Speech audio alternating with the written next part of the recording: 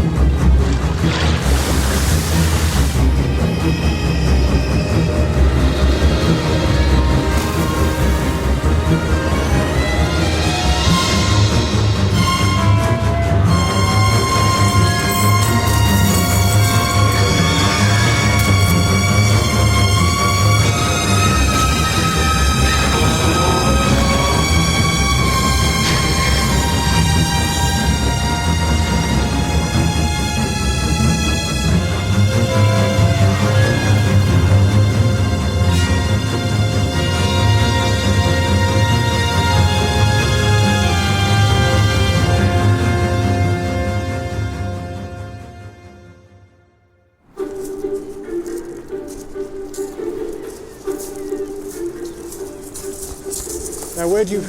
Well, I reckon if you fish off that point, cast it. Cast a fly, straight out. Oh, what's that? Probably a bat. Look, there. Hey. Look. Rupert, there's fish here. I came into this because, in a very small and very limited way, I was a hunter of fish. My first salmon, also the largest I ever caught. Here we come. On a Welsh river, 23 pounds. I was chuffed to bits to catch that. Huge fin. I have never been more proud of myself. It was the last that anybody caught on that beat for years and years. I don't think anybody's caught one as big as that since. And I was triumphant, but I also have felt guilty about that fish ever since, because it was one of the last of a spring run that now no longer happens. Now, why were fewer of them coming back? Well, I didn't know, but I thought I'd better find out. And that's really what set me off on this journey, to find out what was happening to fish in the sea.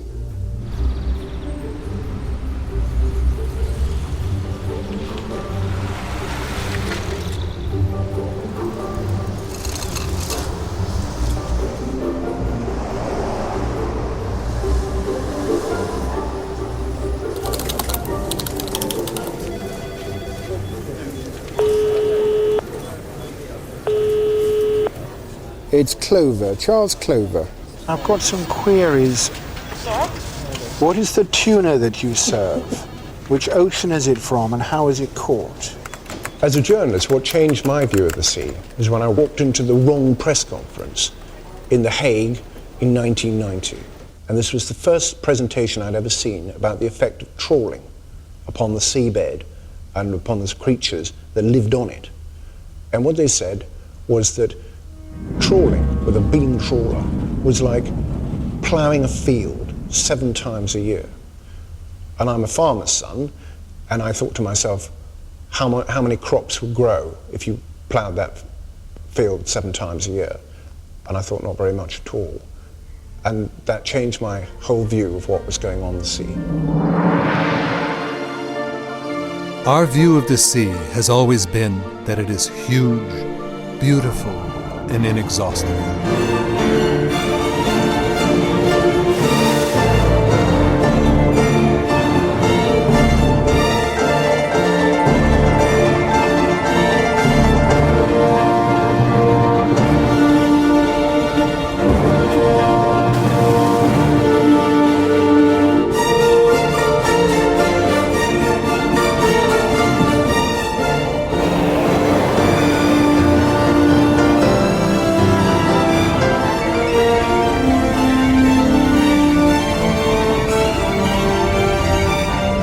The oceans are the common heritage of all mankind, and for billions of years they have been full of life.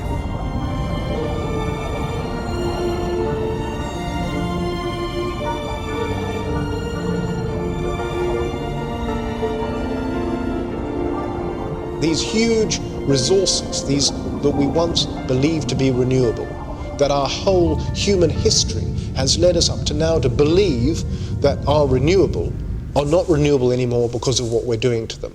And so our entire philosophical approach has to change. It's not going to be the same in the future as it was in the past. That's where we are now.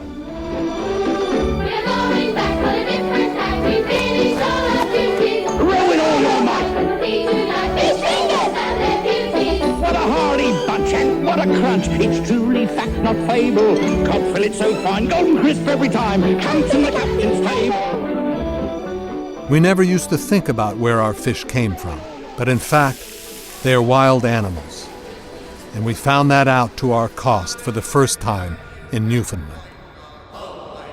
For centuries, the waters in northern Canada teemed with unbelievable amounts of codfish. Legend had it that you could walk across their backs on the water.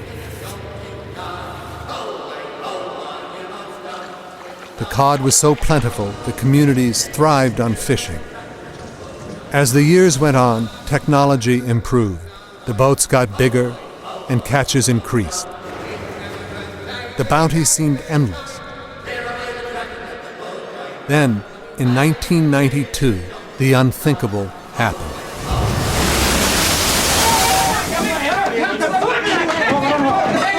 In St. John's tonight, angry fishermen vented their rage. They charged the room where John Crosby was holding a news conference, but security would not let them in. What had once been the most abundant cod population in the world had been fished out of existence. I've decided that effective at midnight tonight, there will be a moratorium on harvesting of northern cod until the spring of 1994. Either we cooperate in addressing it, or there's going to be no fish for anybody. No fish for the Europeans, no fish for the Canadians, and an ecological catastrophe on our hands. With or without Joe. With or without Joe. And not only me, every fisherman in this island, we're going fishing. Overnight, 40,000 people lost their jobs. The cod is gone, and I think within the context of cod, particularly in a Canadian perspective, is that this is a species that has been fished for centuries and centuries. Cod was the reason that people migrated from the UK, from Europe, northern France in particular, to Canada. It was because of cod. The fishing ban brought the people to the streets. They hoped that one day the cod would return. The significance didn't drop, didn't dawn on anybody till much later. Today, there are so few left that they've got endangered status in Canada, and the cod populations have not rebounded despite a moratorium on cod fishing since 1992. In 2007, this research vessel set 2 lines, each with 1,500 hooks, to find out how many cod were left in the waters off eastern Canada. On the first line, they caught 1 small codfish. On the second, a small basketful. The cod stocks had been depleted to such a low level that they were unable to recover. For Newfoundland, for a community for which the whole reason for its existence was cod, there's this historical, ingrained element. It's part of society, permeates society, and the loss of the fish was basically akin to sort of a loss of soul, and it still remains that 15 years later.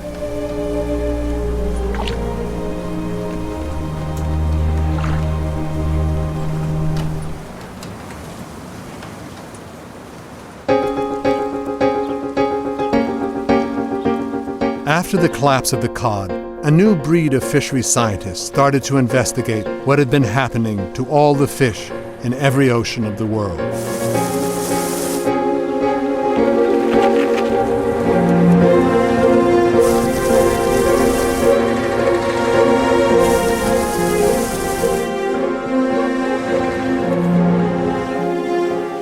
Local catches of fish had been declining almost everywhere. But what puzzled the scientists in 2001 was that the total world catch kept going up and up. It didn't make sense. The concerns that people had expressed that local stocks were going down everywhere, but that global statistics were showing an increase, that this was a discrepancy. Daniel Pauly, a leading expert in global fishing, was asked by the United Nations Food and Agriculture Organization to investigate this mystery. Daniel Pauly had the brilliance to start examining why, in the face of the evidence that you saw in front of you locally, and in the face of evidence like Newfoundland, that the figures kept going up. It was when Pauly and his colleagues looked at the reported catches from China that they found their answer. For every part of the world, the reporting was right, except for Chinese waters. When Daniel Pauly came to this department and he said, I think they're wrong.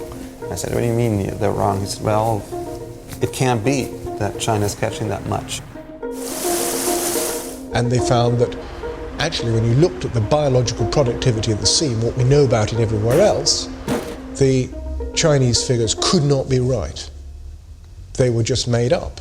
They were made up by communist officials who only got preferment if the graphs went up. Graphs kept going up because they kept making up the figures.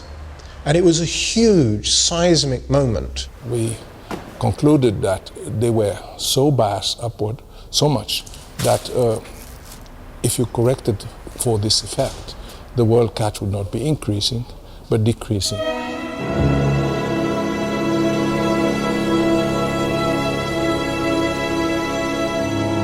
For the first time in human history, the future of the food the world gets from the sea was in doubt. Sent a shiver down my spine because that was the one thing that a lot of people were holding on to. Well, things may be bad, but at least we're catching lots and we're catching more every year, so it can't be that bad. From about 1988, we now realize it was on the way down. And we only figured that out in 2002. All of these things were like warning signals, and they were telling a story in aspects. This is a story that was going on at the same time as human influences elsewhere, but it's been told late. It's been told we haven't had so much time to do something about it. Now it's on us. And now, in the next maybe 40, 50 years, it's crisis, it's crash, it's do something about it time. And that's why this is arguably one of the biggest problems in the world.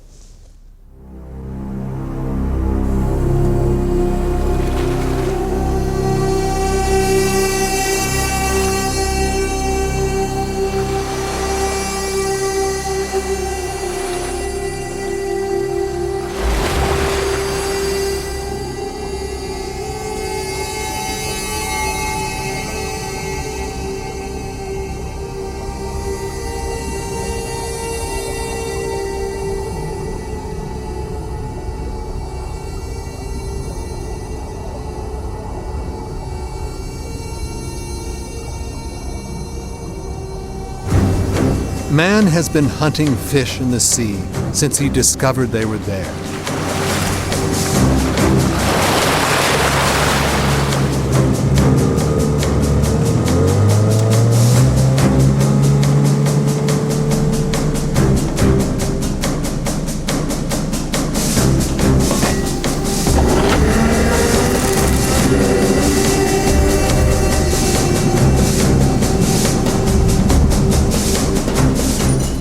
For the last 3,000 years, these men and their forefathers have expected giant bluefin tuna to migrate from the Atlantic Ocean to the Mediterranean Sea.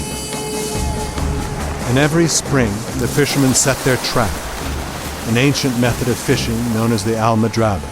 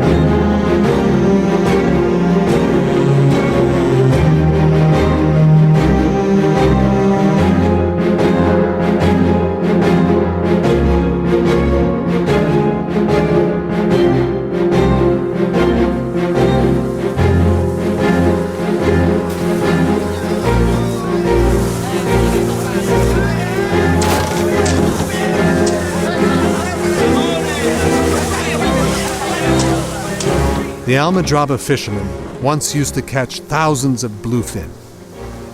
But over the last 10 years, their catches have declined by 80%. Y hay atunes, pues, alegría. Todo el mundo grita, ¡viva la Virgen del Carmen! ¡Juegan, caballo! Euforia, ¿no?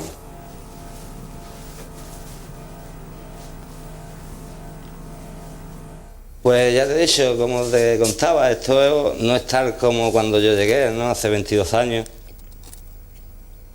Esto tenía mucha vida, aquí estaba tu mujer, tus hijos. Llega un momento que ya los hijos no vienen porque la situación no está muy bien. Y el momento porque la mujer se tiene que quedar con los hijos. Es una pena que yo tengo 45 años y esté hablando de esto. Porque yo también quisiera que a lo mejor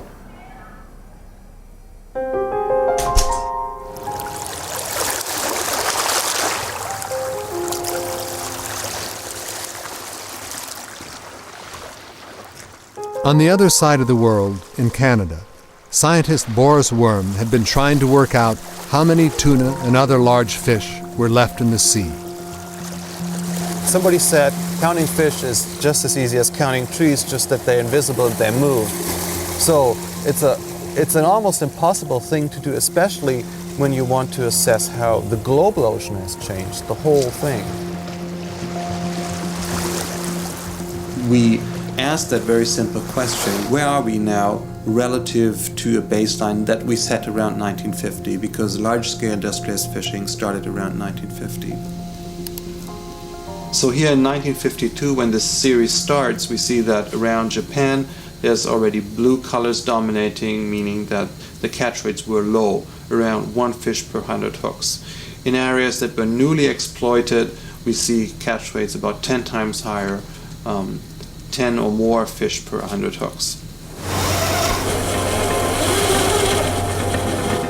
Worm used Japanese fishing fleet data that had recorded how many fish were caught on every 100 hooks they set. This is the first time industrial longline fisheries went out into the open ocean and just worked through the whole ecosystem.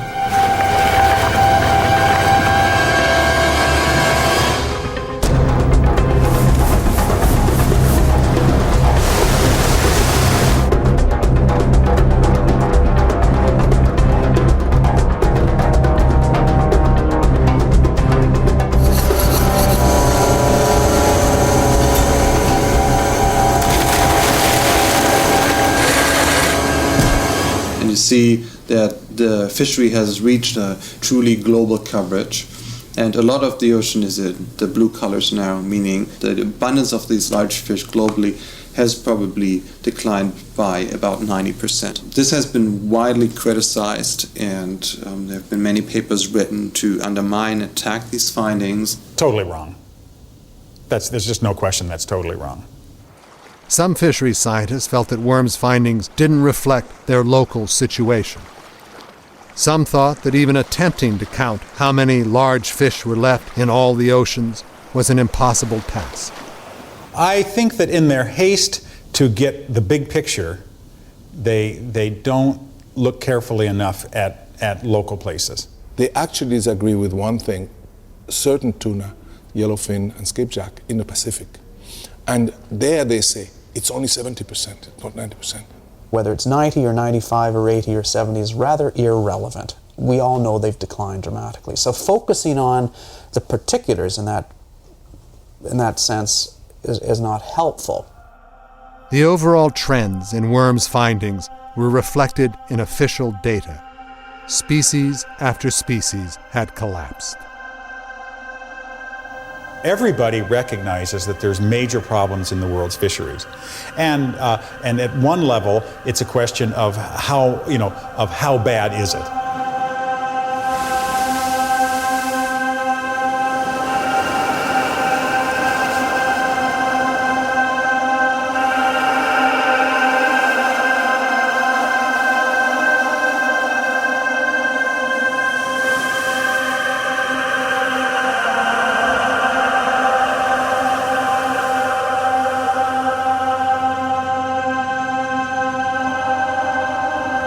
Today, in every ocean of the world, high-tech industrial vessels are hunting down every known edible species of fish. The basic problem in most fisheries that are in trouble is too many boats. Too much capacity chasing too few fish. Global fishing capacity could catch the world catch 4 times over. The world's long-lining industry sets 1.4 billion hooks every year. These are estimated to be set on enough line to encircle the globe more than 550 times. The mouth of the largest trawling net in the world is big enough to accommodate 13 747s. We are fighting a war against fish, right? And we are throwing at them our industry, and we are winning. And that's how we perceive our interaction with them. It's a fight. The thing is, we're too good right now. Technologically, not a single hunted animal on this earth has a chance. These vessels are equipped with so much electronic equipment that the fish have absolutely no chance of escaping. The skipper knows exactly where he is in relationship to a rock where fish could hide, in relationship to a wreck where fish will be attracted to.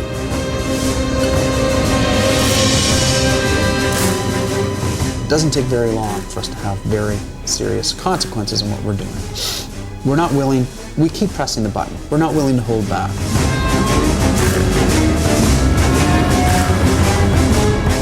The might of the fishing armory has grown exponentially in the last 50 years. The amount of fishing power that we have at our command today far outweighs our ability to control ourselves.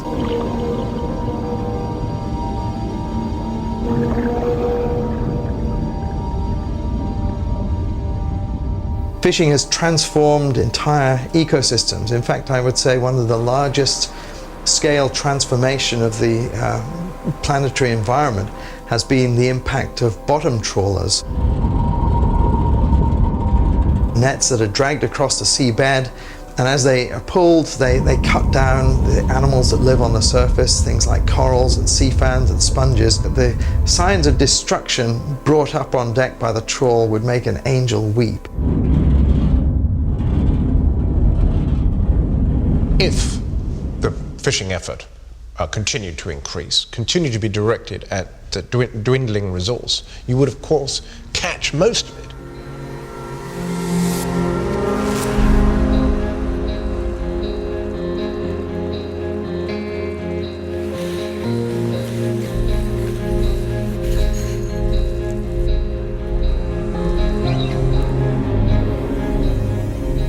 The bluefin is one of the most iconic fish in the sea.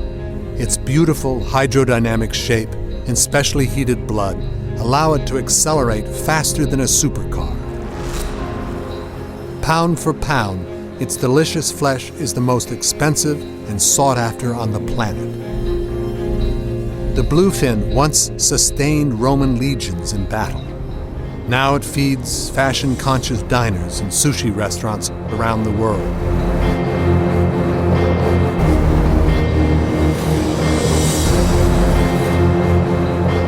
Bluefin is the front line. Bluefin is the most immediate crisis that we know about. For many years, scientists have been predicting that the king of the tuna would be hunted to extinction. But now, it is actually happening.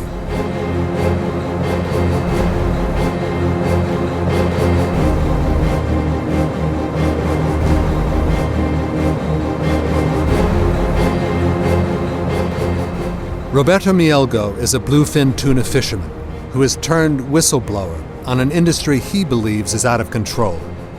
A lone presence in the ports of Europe, Mielgo is hunting for information to bring the slaughter to a halt.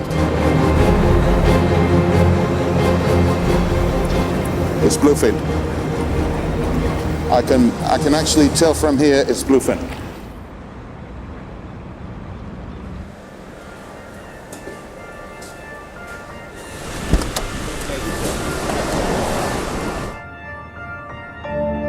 I started in this business as a tuna farm diver. That was many years ago. Those days were the good old days, where the stock was healthy, I would say. But then bluefin tuna became big business. I mean, really big business. In 2002, I was in Tunisia, I think it was. And that's when I first sensed that something terribly wrong was happening. The conflict was that I started something I could not control. And as from there, I took the decision to try and do the right thing. That is a bluefin unloading. Let's say there's only 2 containers, and they jam-pack those 2 reefer containers, 40 feet reefer containers, with 28 tons each. That is 56 tons of fish, which is more than what Taiwan would normally declare as catches at the end of the fishing season. So there you go. I mean, one boat. Just one boat. What's at stake here is an infamous minority of people making millions and millions and millions by decimating a species. Is that right? Is that moral?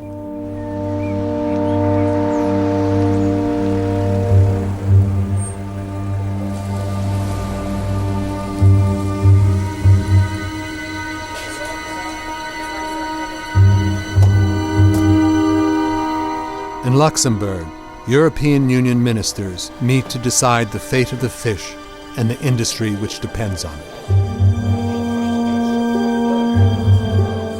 Fishing is supposed to be controlled through internationally agreed quotas, the amount fishermen are allowed to catch. These are recommended by scientists.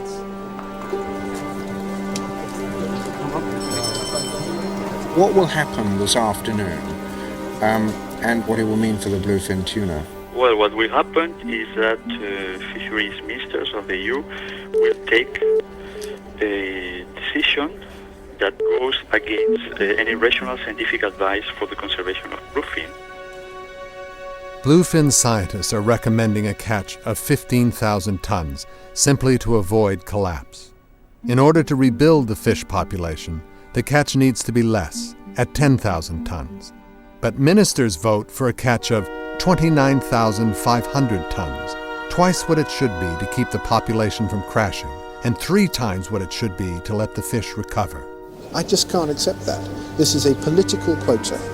It's negotiating with biology, and you just can't do that and expect to see the biology survive. This is a species which is endangered as the white rhinoceros, and yet it's being hunted to extinction in the Mediterranean. It's being exploited at more than twice the levels it should be, and those countries that have overfished it are not being forced to pay back what they've overfished, so not a day in which the European Union has covered itself in glory. Bluefin tuna is not the only fish whose stocks have declined dramatically, and most of the others have declined while under the supervision of the scientists and politicians in the richest nations of the world. If fishery managers were engineers, they would have been fired long ago, because we'd be having collapsing buildings and bridges all over the place because the calculations are so far out. And so it's not a question of if fish stocks will collapse. When you make decisions like that, it's a question simply of when. Collapse is inevitable.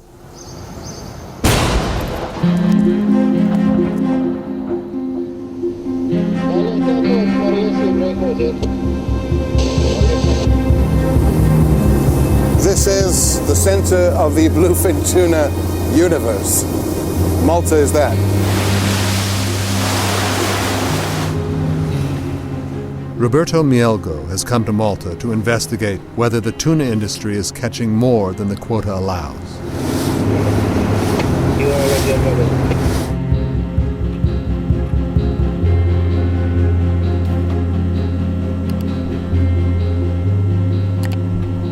Hello, Charles. How are you doing?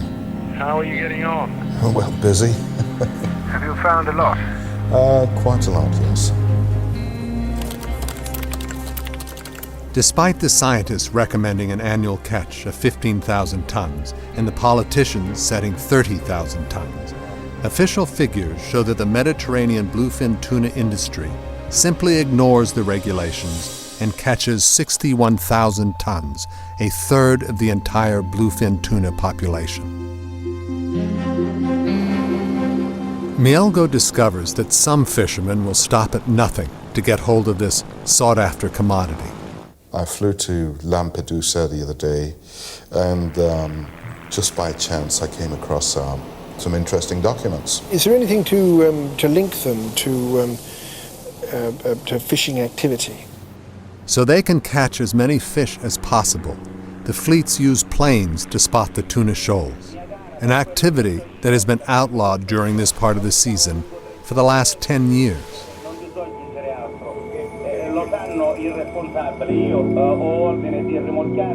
Mostly these planes were operated by Italian fishing fleets, fishing south of Lampedusa, east of Tunisia, and outside Libyan waters.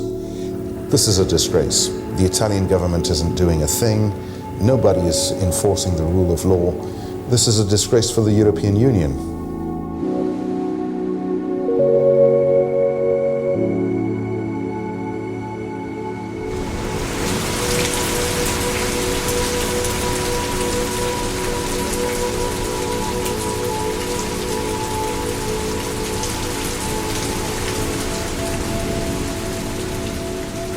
The breaking of the rules by fishermen is one of the biggest problems facing the world's oceans. Illegal, unregulated, and unreported fishing is worth up to $25 billion a year. Fishermen cheat because they can. Fishermen cheat because they don't get caught. That's true of all systems. A study for the House of Lords in the United Kingdom reported that 50% of the cod caught in the North Sea was illegal. Every other fish on your plate was stolen. Stolen from you.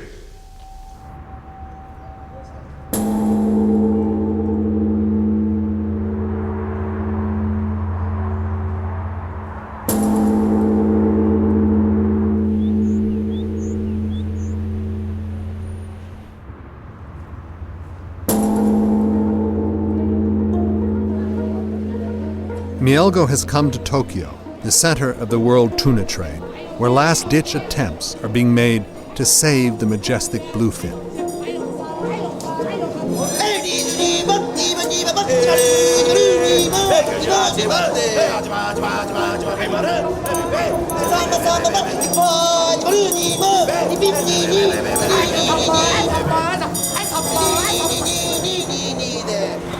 The biggest company in the tuna business is the multinational Mitsubishi, makers of cars and electrical products.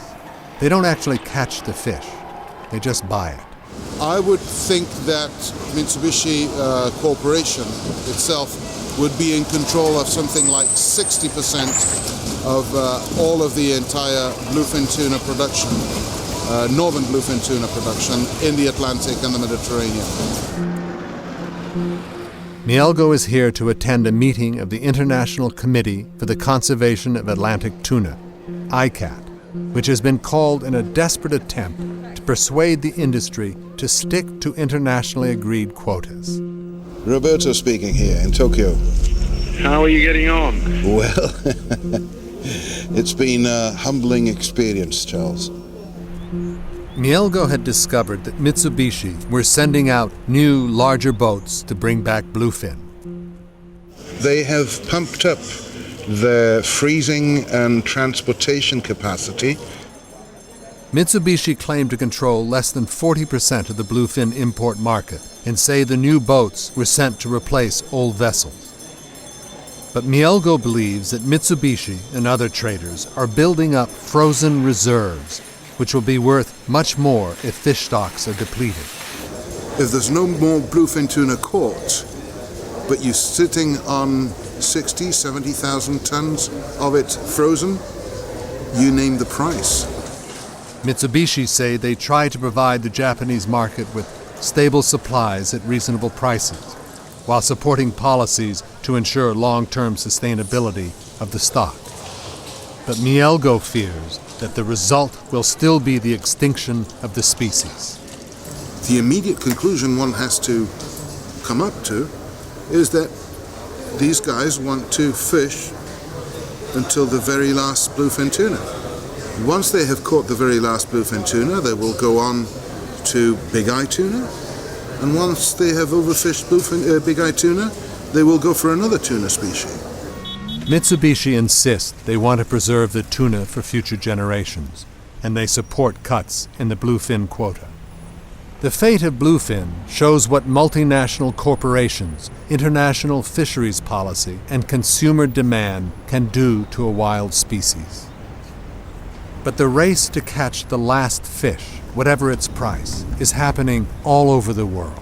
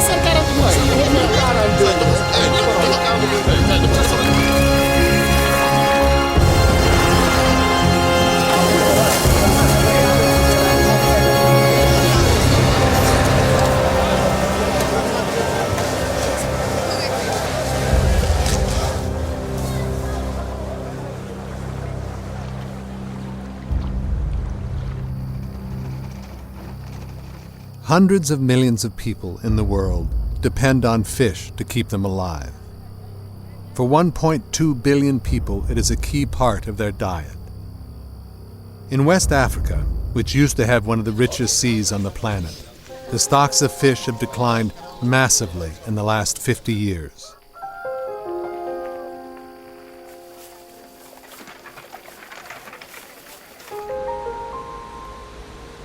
Rashid Soumaila is an expert on West African fisheries who has come to Senegal to find out what effect this has had on local people.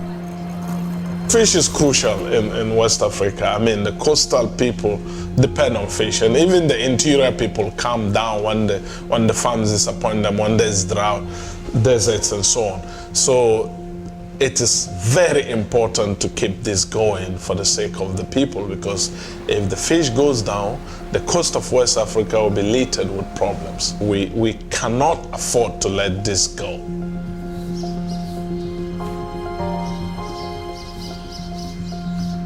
Adama Mbergel is an artisanal fisherman who lives in Dakar, the capital of Senegal. Fishing is his livelihood.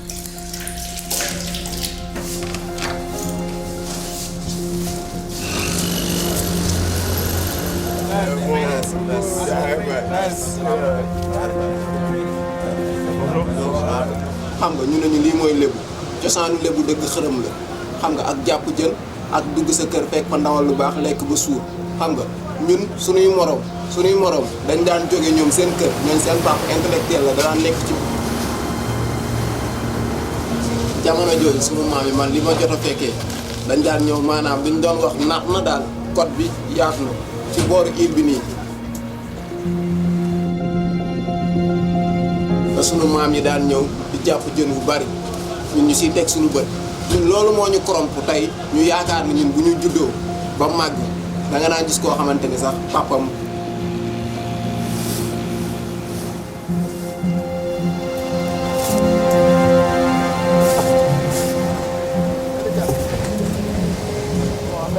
Today, Adama earns $6 from his fishing. His fuel cost him $4. What is left has to feed his family. C'est lui mon premier fils là. Elle s'appelle Maman. Meanwhile, on the same shoreline, money is being made.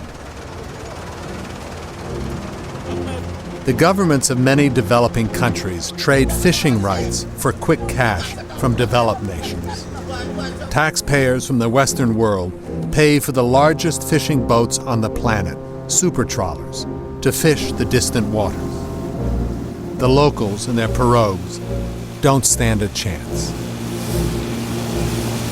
That's no good for the fishermen, that's no good for our sea. That's good just for European fishermen and government Senegal because he have a lot of money.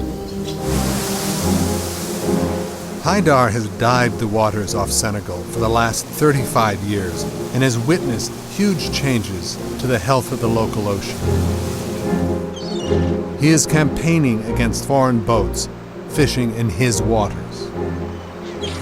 When I see this, I want to fight with this guy. I want to fight with this industrial boat. I want to fight with the government who take just money and don't know what to do. I want to fight with the world because the world's going to be dead. It's not possible. Fishing is one of the most wasteful practices on Earth. Every year, more than 7 million tons, a tenth of the world's catch, goes back over the side dead. This includes hundreds of thousands of turtles, seabirds, sharks, whales, and dolphins. See how he do to destroy the ocean. He take just what he want. He take just what he need to sell now. But the fish, he don't need to sell that. He put him out and he kill them. Look, all around you.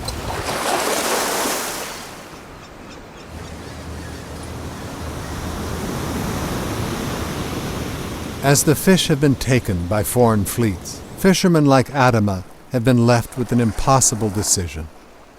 Should he leave his family and risk the dangerous journey to Europe? dafa metti trop parce que man duma nëbb sama bopp quoi voyage bi ba ma ko bëggee def nii lu ma yëg sama yaram mooy que sama yaram lu ma ci njëkk yëg mooy que wóor na wóorul laa njëkk def sama yaram xam parce que moom instant yi man gëm naa ne maa ngi dem ci géej gi mais wóorul mais aw ma lu ma gënal toujours man sama boor daf fi gën a metti xam nga ñii bu ñu màggee bu ñu fekkul man aw ma dara lan laay def.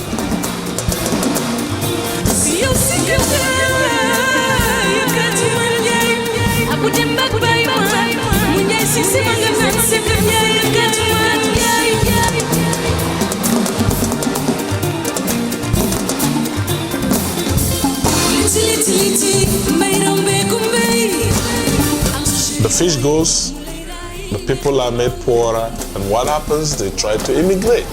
The Europeans like our fish, but they don't like the people. The fish has visa to come in, but the people are turned back.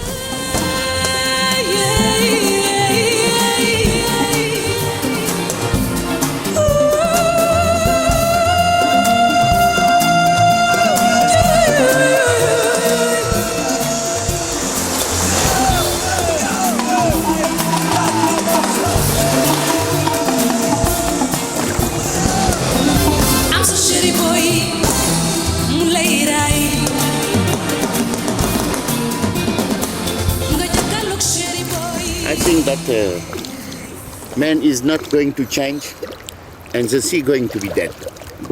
Because man is crazy. We are crazy. Our world is crazy world.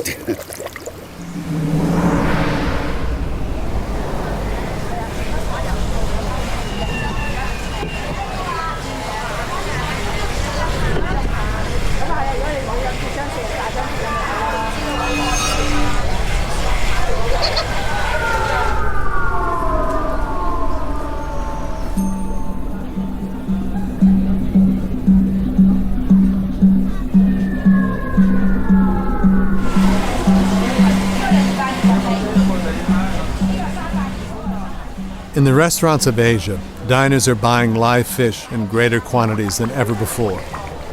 These are being taken from the most beautiful parts of the planet, the Coral Triangle. The Coral Triangle is an area of ocean half the size of the United States in the seas of southern Asia.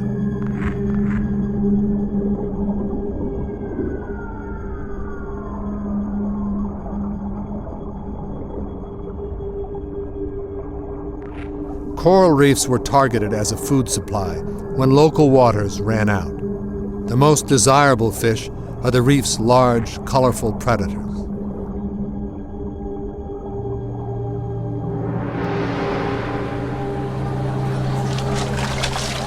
Our insatiable appetite for such delicacies threatens to tip the fragile balance of nature into chaos.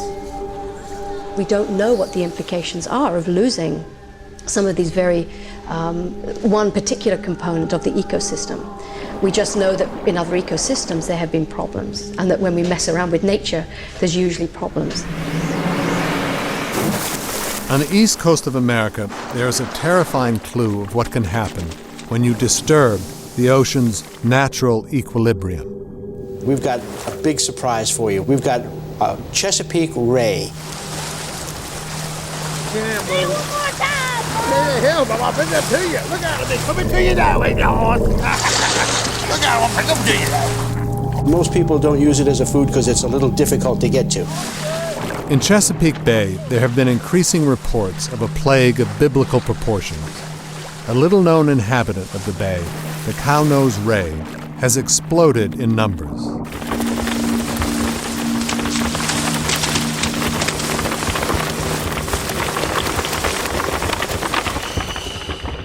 Local scientist Pete Peterson was investigating the increase in the cow-nosed ray population when he noticed that the graph of their growth was the exact opposite of the graph of the decline in their main predator, the shark.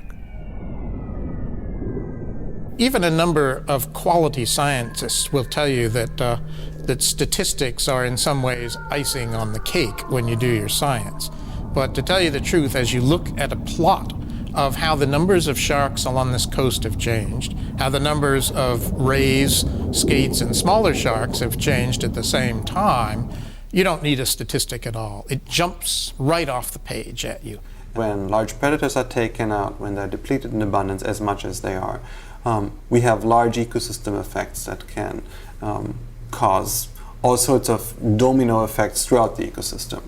A lot of them surprising, unforeseen effects.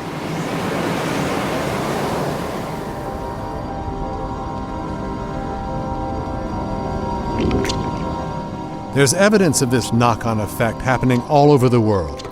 In Newfoundland, lobster numbers are exploding. The loss of cod and other bottom-dwelling fishes, what we have seen is an increase in the abundance of other things. So in this part of the Atlantic, there's always been a fair number of lobster, but there's now evidently quite a bit more. So it seems fairly reasonable to conclude that the decline of cod and other predatory fishes has basically paved the way for an increase in the abundance of those things that cod used to eat. Fishermen have eagerly fed off the bonanza. There is big money to be made in lobster, but how long will it last? This is the situation that happens everywhere we have removed the fish, the large fish. In many places, what has exploded is the shrimp. Shrimp have exploded. It's good shrimp, good money, but if you fish them, what then? The end point is when the prawns and the scallops too have gone. We really will be down to a highly simplified ecosystem of mud and worms. Jellyfish infestations are increasing. Beaches are becoming no-go zones. Our oceans, once full of large fish, are now filling up with algae, plankton, and worms. Plankton sticks pressed into fish-shaped pieces, perhaps, jellyfish burgers. The options are endless.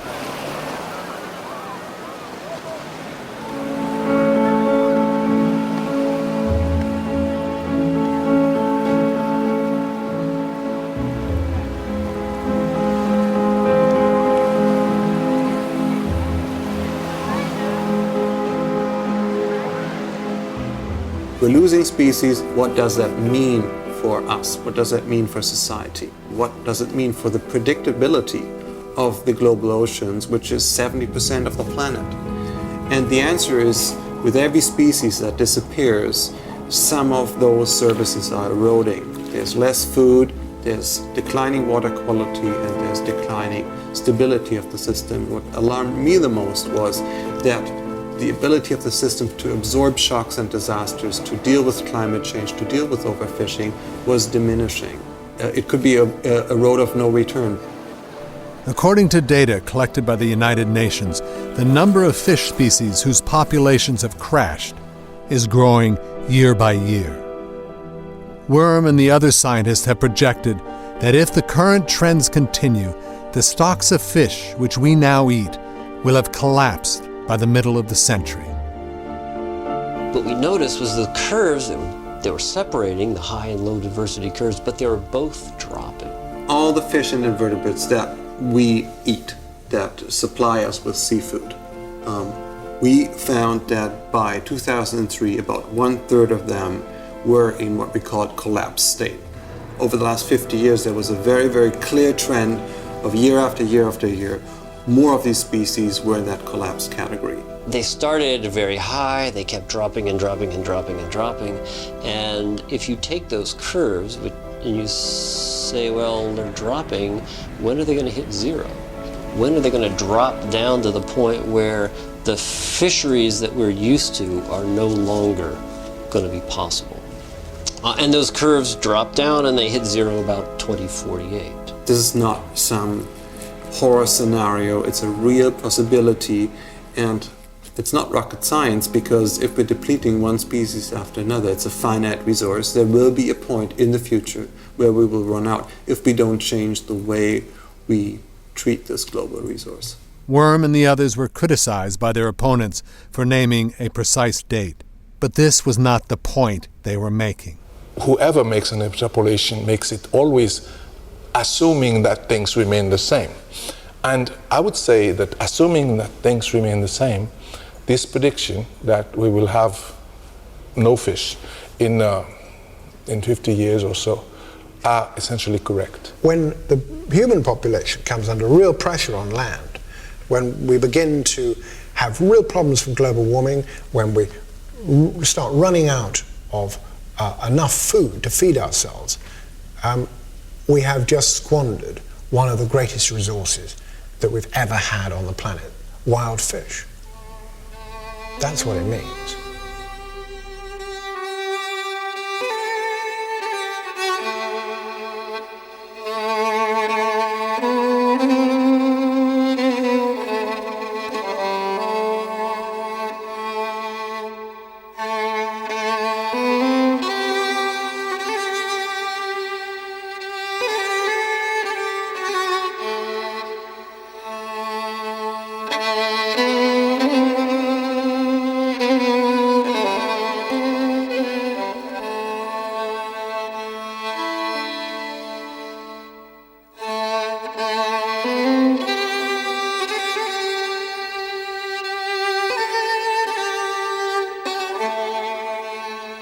For generations, men have hunted the world's oceans. For generations, we have eaten fish. What can our generation do to stop us reaching the end of the line?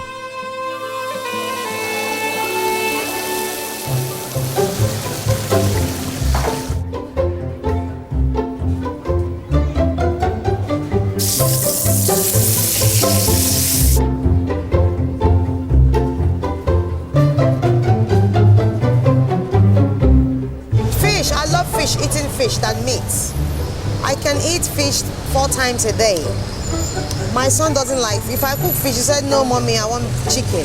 And I said, fish is good for the body. We said, no. Well, I love fish, 102%. Well, I love to eat fish. So fish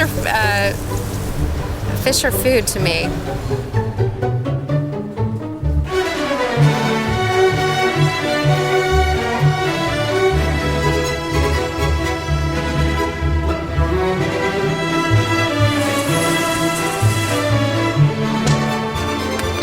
Lots of the time people say, where are all the fish, 90% of the fish gone? Where are they? Well, we have eaten them. That's what we have. We have eaten them.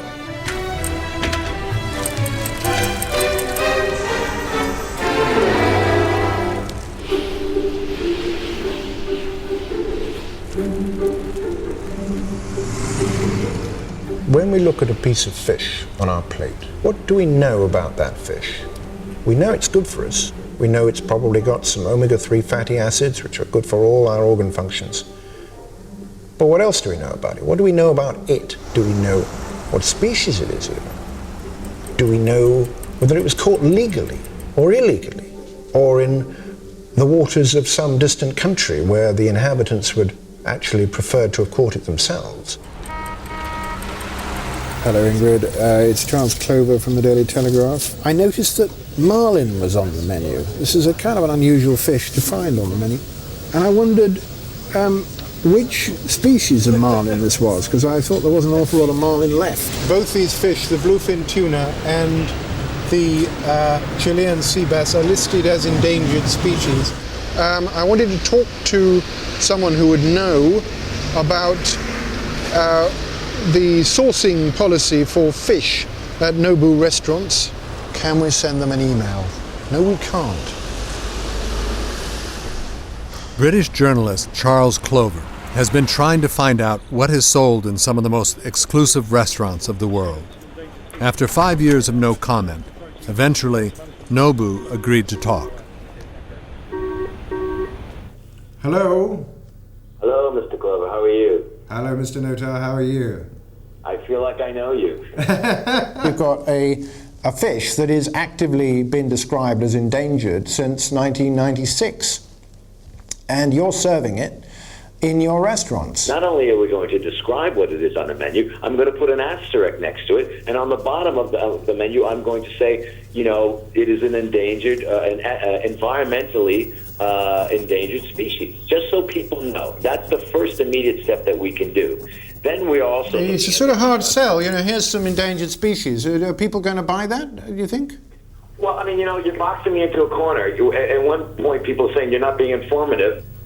At some point, people have to make decisions on their own. If you look at a pack of cigarettes, it has warning signs saying this will kill you. The question people will want to know is why you just don't take it off the menu now. If you've got orangutans and, you know, cheetahs and lions and tigers and things on that menu, I mean, people would, you know, be walking away. There'll be a huge scandals. There'll be tabloid stories about it. People would be execrated. There would be turds on people's doorsteps and in envelopes being shoved through them.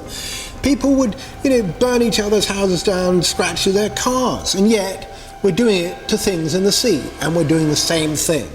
This dish is modern, cool, refreshing, looks really, really like flashy, but it's dead simple. So I've got some beautiful bluefin tuna. Now that these kind of popular television programs with celebrity chefs have made fish fashionable, is it too late to save the world's oceans? People ask me all the time, are you despairing or are you hopeful? And I say, I'm absolutely hopeful. And they ask, what makes you think that? And I say, well, two things. One is now we have a much better understanding than even 5 years ago of what's going on. And there's a track record of when we understood changes and they became public knowledge. They entered people's consciousness, like with pollution, like with ozone depletion, with climate change more recently. things started to happen and people made changes. I think that there's a message of hope because there's still time for us to turn the course of history. And although the players have taken poison, there's still time to save them.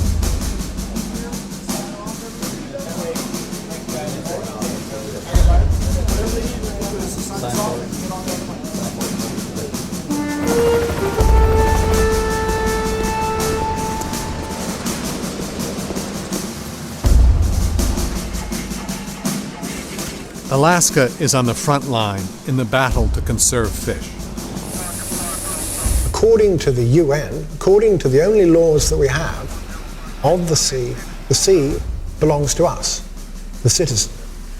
Not to the fishermen, not to the aggregates industry, not to the oil and gas industries. It's ours. So why don't we claim it back?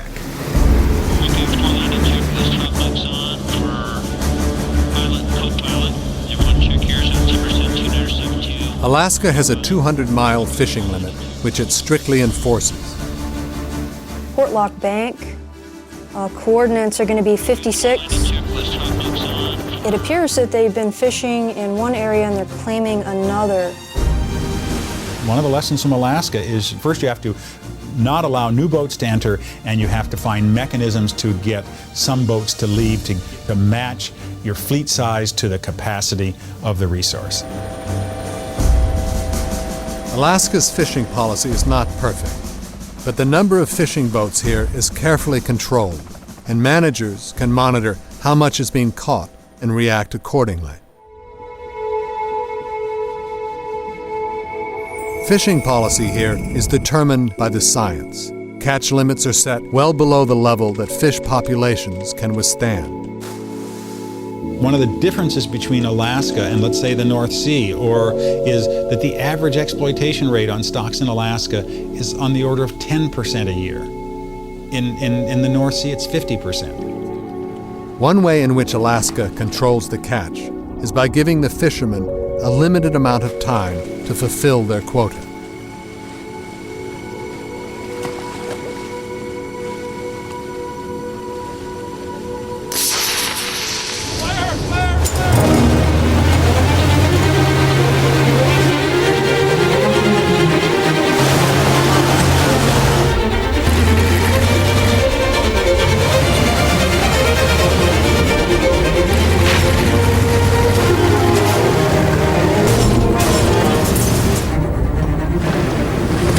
From just a personal perspective, sometimes there's a personal sacrifice. But if you look at it from the big picture, you got to take a cut in the harvest. But you take that knowing that it gives you an opportunity to maybe have a better season 2, 3, 4, 5 years from now. We just don't want to catch that fish this year or next year. We want to catch it 10, 15, 20 years from now.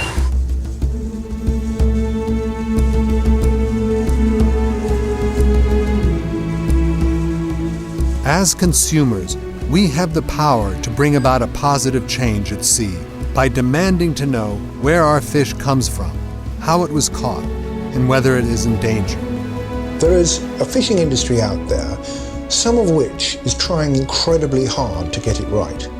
And they are not being supported as much as they should be because people are not recognizing the difference between what they're doing, what the guys who are just rampantly raping the seas are doing. I think we have to support that part of the fishing industry.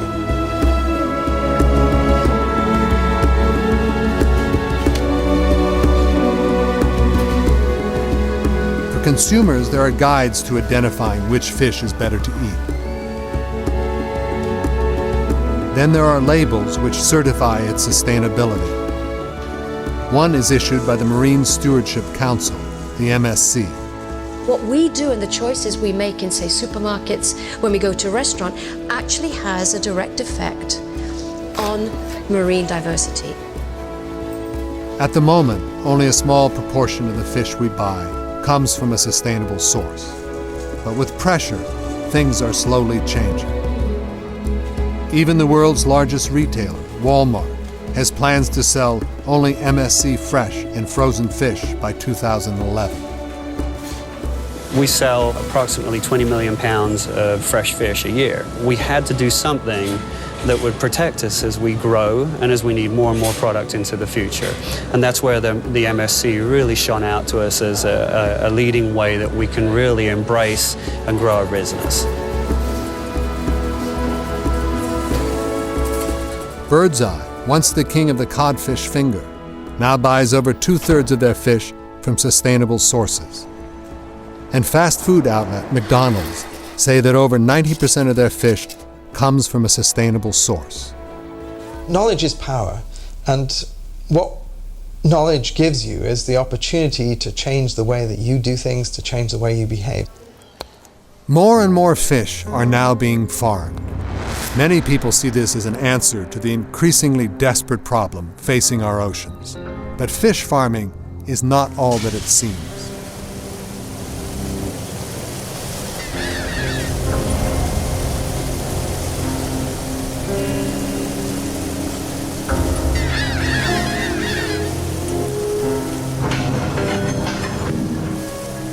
Fish farming uses wild fish to feed farmed fish, but it kills more than it produces.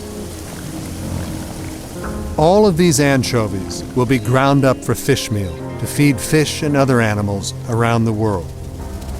Of the 100 million tons that get fished every year in the planet, 40% go and get ground into fish meal to feed other fish and not to feed people. So that some rich people somewhere in the world can eat salmon and can eat shrimp. The more fish farming we do in the West, the less fish we have. This is one of the paradoxes that people have problems understanding.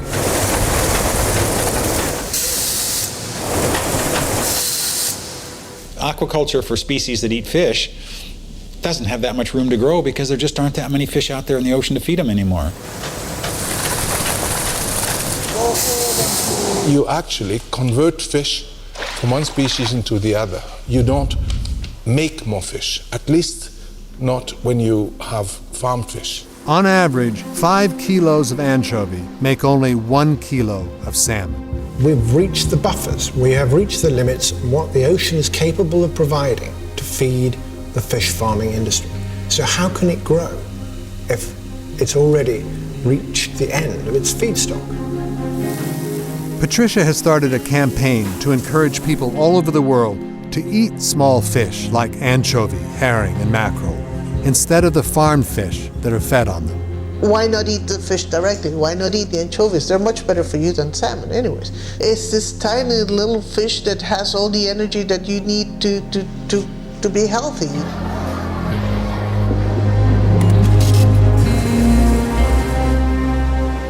If fish farming is not the answer, despite attempts to make it less wasteful, and sustainable fisheries aren't catching on fast enough, what else can we do to save the world's oceans? We need to turn back the clock 200 years to bring back life, to restore its previous abundance and productivity in some places around the world oceans. I'm talking about creating a network of areas within which we can turn back the clock.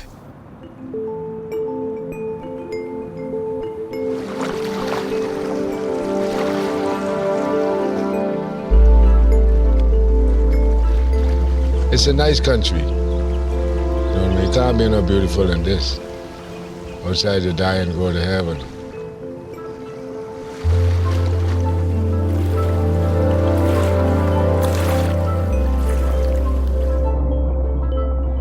Marine reserves are areas of the world's oceans where commercial fishing is completely banned.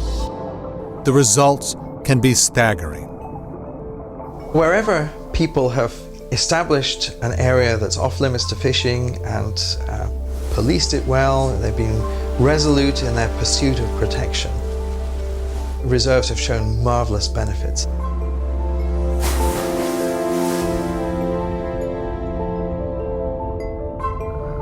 I studied marine reserves in the Caribbean, and there the local communities set up 4 areas that were off limits to fishing in 1995. Over time, you could see the reef repopulating and refilling, and life was becoming more abundant on them. And we saw an increase of 3, 4, 5 times the amount of fish that were present initially over a period of 7 years of protection after that. Hardy McKinney is a fisherman in South Andros in the Bahamas, campaigning for a reserve to be set up in an area decimated by fishing. Have this area set aside as a protected area. No one is permitted to go here to fish, and you allow the fish to do what they do. It's just a natural thing. You would have more fish. So you would go to a rock where there's 1 Nassau grouper, and next year you may see 2. And then the following year, you may see 4. And so, you know, naturally it would work. Marine reserves are absolutely necessary. But they are necessary, and we must have lots of them. The best available calculation on how much it will cost to have a global network of marine protected areas that would cover between 20 and 30% of the area of the world oceans is that it would take about $12 to $14 billion a year to manage a network of that scale. Compared to fisheries subsidies, the amount is roughly equivalent. The fisheries subsidies are estimated to be of the order of about $15 to $30 billion a year, and those subsidies encourage overfishing. What this $12 to $14 billion cost of managing protected areas would do would be to contribute to the solution to overfishing, and in the process would create about 1 million jobs worldwide. The world has signed up to establishing a network of marine protected areas by 2012. Some nations have promised to protect 20% or more of their seas in the future. But we have to put pressure on governments to ensure this happens. We have about 4,000 marine reserves of different sizes in the world. They cover less than 1% of the world ocean, 0.6%. 99.4% of the ocean is fishable. You are allowed to fish in 99% of the ocean. Now that doesn't seem to me to be a proper representation of our interests as citizens. Marine reserves on their own will not solve the problem of the emptying seas. Fishermen and migratory fish will move to unprotected areas, so these also have to be controlled. Politicians have to act responsibly when making decisions about the oceans. Consumers need to change their eating habits. And the global fishing industry has to abide by the rules and reduce its capacity. The problem is getting political will to implement these things, and people will always argue, well, you can't do this because it would affect too many people's livelihoods. Well, in the end, those livelihoods are disappearing year by year with inaction.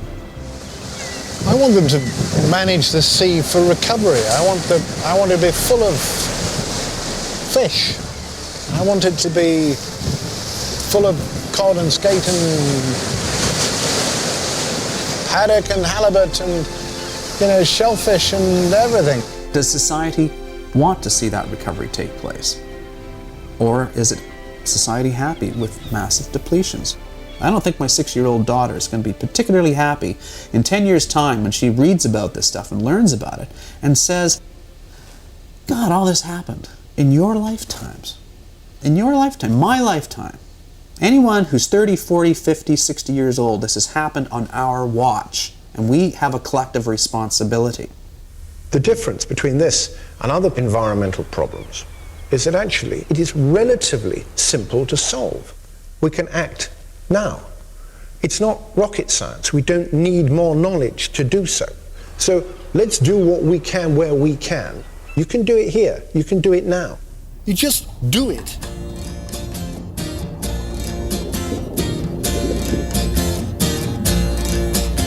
Now there are 3 steps to heaven. Just listen and you will plainly see. And as life travels on and things do go wrong, just follow steps 1, 2, and 3. Step 1, you find a girl you love. Step 2, she falls in love with you. Step 3, you kiss and hold her tightly. Yeah, that sure seems like heaven to me.